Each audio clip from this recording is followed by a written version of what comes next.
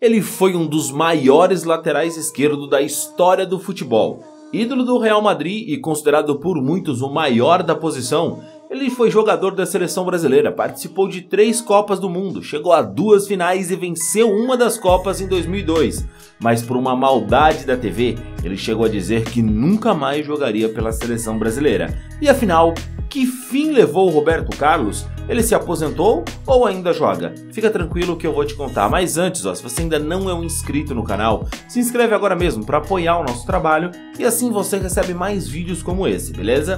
Roberto Carlos da Silva Rocha, mais conhecido apenas como Roberto Carlos, nasceu em Garça, no interior de São Paulo em 1973. Nascido em uma fazenda de café, o Roberto Carlos é filho de lavradores. Seu nome é uma homenagem, claro, ao cantor Roberto Carlos, do qual seu pai e o próprio lateral são muito fãs. Em 1981 ele foi morar em Cordeirópolis, também do interior paulista, e estava jogando por um time de uma fábrica de aguardentes. Ele foi então convidado para atuar pela cidade nos Jogos Abertos do interior. 7 anos depois, em 1988, o Roberto iniciaria sua carreira no União São João de Araras, em São Paulo. Com apenas 16 anos de idade, ele passou a atuar como lateral esquerdo titular da equipe.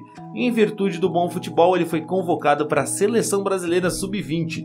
O Roberto Carlos então atuou também pelo Atlético Mineiro e Palmeiras, onde viveu grande fase no Verdão. Antes de ir para a Europa, construiu uma das carreiras mais sólidas de jogadores brasileiros no continente europeu. Passou pela Internazionale e depois jogou por 11 anos no Real Madrid, onde conquistou 3 Liga dos Campeões, 4 campeonatos espanhóis, entre muitos outros títulos. Na Europa, o Roberto ainda defendeu o Fenerbahçe antes de voltar ao Brasil em 2010 para jogar no Corinthians ao lado do seu grande amigo Ronaldo Fenômeno.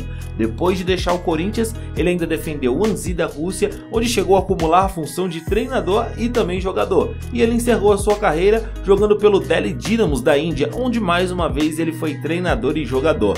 Roberto Carlos conquistou ao longo da sua carreira uma linda história com a camisa da seleção brasileira, inclusive sendo titular absoluto na lateral durante as Copas do Mundo da FIFA de 98, 2002, quando fez parte do elenco campeão, e também em 2006. Ele é o segundo jogador que mais vezes vestiu a camisa canarinho. Ele tem um total de 126 jogos pela seleção, perdendo apenas para Cafu, que tem 149 jogos. Apesar de campeão em 2002, o Roberto Carlos deixou a seleção com muita mágoa, depois dele ter sido culpado por Galvão Bueno pelo gol da França que eliminou o Brasil em 2006. Na ocasião, Roberto Carlos arrumava o meião e o Henry marcou o gol da França, que eliminou o Brasil na Copa, mas não era Roberto Carlos que era responsável pela marcação do atacante.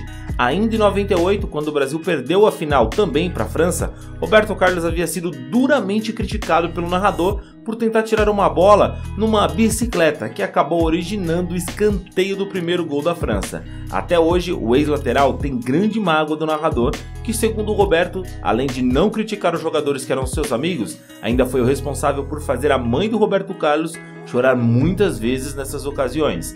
Depois desse episódio da Copa de 2006, Roberto Carlos nunca mais voltou a vestir a camisa da seleção. Assim que se aposentou do gramado, o Roberto Carlos até ensaiou uma nova carreira como treinador, mas ele não deu prosseguimento nessa função e hoje ele mora em Madrid e atua como embaixador do Real Madrid, clube onde ele fez história e é um ídolo absoluto. Mas e você? Acha que a culpa nesse gol em 2006 foi do Roberto Carlos? Foi justo Galvão Bueno ter, enfim, massacrado o jogador pelo erro? Deixa aqui nos comentários e não esquece também, é claro, do like no vídeo. A gente se vê na próxima história, valeu e tchau, tchau!